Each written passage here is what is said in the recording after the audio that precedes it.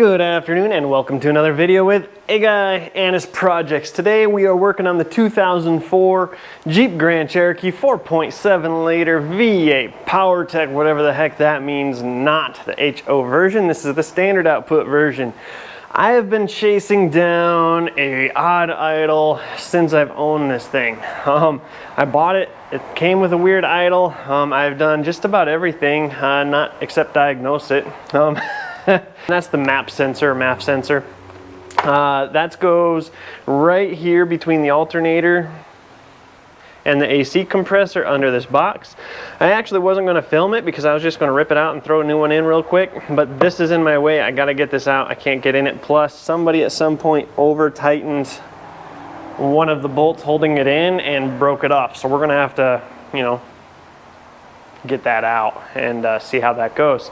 So this is just a simple video of what I'm replacing right now, and we're just going to do it, okay? So nothing big, nothing exciting, nothing too overly involved.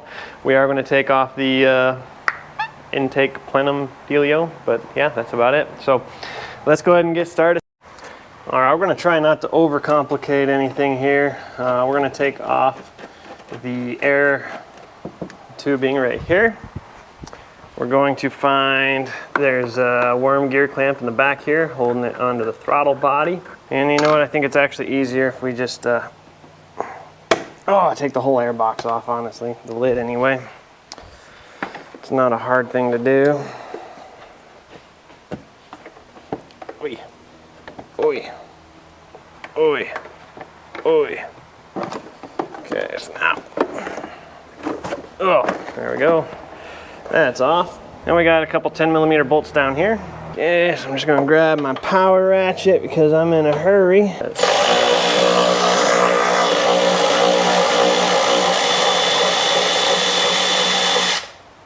So I got other stuff to do today. Boop. And this one right here. Make sure you got a good connection to it. Now this box should be able to lift up and come right out. Yours probably doesn't have a hose clamp. I put a hose clamp on mine just because it kept vibrating off. So it's this sensor. You guys can't even see it. Come on now, I want to flip you upside down. We'll have to change that in the editing process. All right, here we go. This sensor right here is having a real hard time accessing with my fingers with the plenum in the way, so that is out of the way. All right, and it looks like a T20 to me as far as the sensor thing. So we got our T20 right here.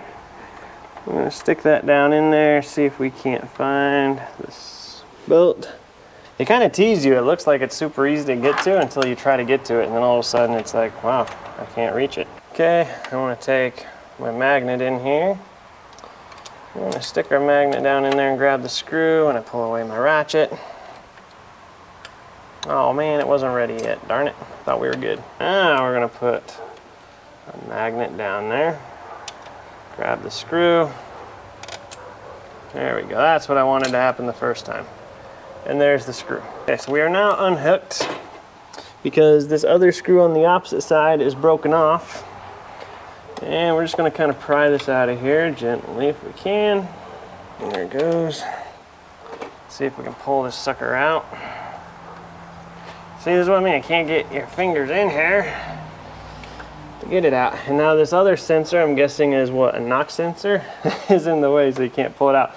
Because dadgum Dodge Mopar engineers, whatever they are, Jeep, Dodge, Grand Cherokee, I don't care what it is, they all suck. I haven't enjoyed working on too many Mopar vehicles. So now I want to try and get this knock sensor.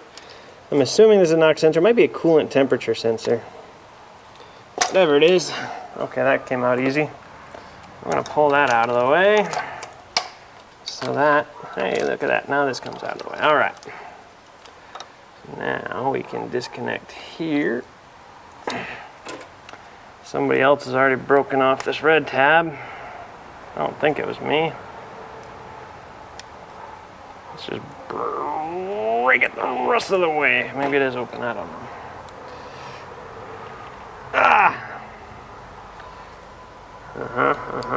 Nope, it is not open all the way. I'm not a fan of these latch systems from Mopar likes to put on everything. I'm just not a fan of Mopar, period. I like Jeeps. I don't like working on them at all. All right, let's try and grab this ting here. We're gonna break it the rest of the way out if we can, because I'm not happy with it. There it is. Get rid of it. I hate those things. All right, guys, so what I thought was a missing screw right down here, because it was just a piece of plastic, looks like that's actually on purpose. If you see, I don't know, you guys probably can't see anything down here, but that's a threaded insert, and this is literally a plug with a stem on it. So it looks like they did it on purpose, which is surprising to me because nothing else they do is helpful. So let me look at this other plenum. So I have this other plenum from the other Jeep right here, and you'll see that the same sensor has 2 threaded inputs, which is interesting to me.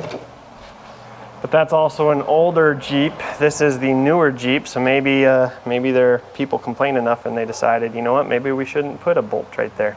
I find that doubtful because of the way they roll, but you never know. So we're gonna pull out our new sensor. So we're gonna get some oil and oil up this O-ring just because, you know, oil's good. And then I think I'm gonna plug this back into the sensor here because this gives me something to hold on to while I shove it down there and I don't drop it down the black hole of despair. Through the pit of despair. I'm gonna try and get this in place here, utilizing my tools, whatever's necessary.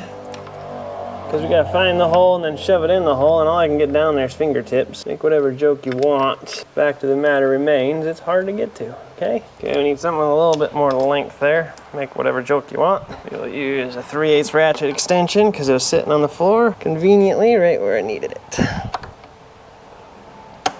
There she goes, snapped into place, perfect. Now the really fun part is going to be getting this screw back in. Really not sure the best route, except I'm going to take my magnet, move the screw like so, kind of get it in place, I think.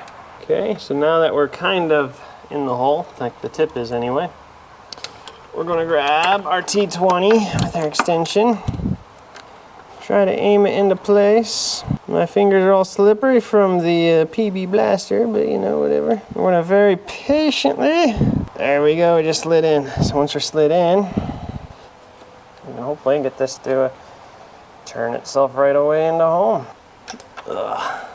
Okay, she's bolted back in. Get this out of here somehow.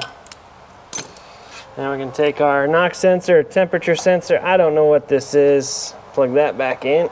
If you can reach, I can't reach. So we'll use our screwdriver. There she goes, that's clipped in. This clip is broken on this, but it's up. I don't think anything's gonna happen. Now we're good to go to put everything back together. Okay, we're gonna take our intake plenum, put it back in place. Once it kind of latches where it's supposed to be, we can put these guys back in place. Plug in this, make sure your filter's sitting flat. Plug your ductwork back in.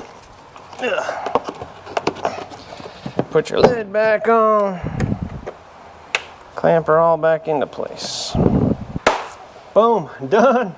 Now we just gotta fire up and make sure everything's happy. The key and the ignition, turn it.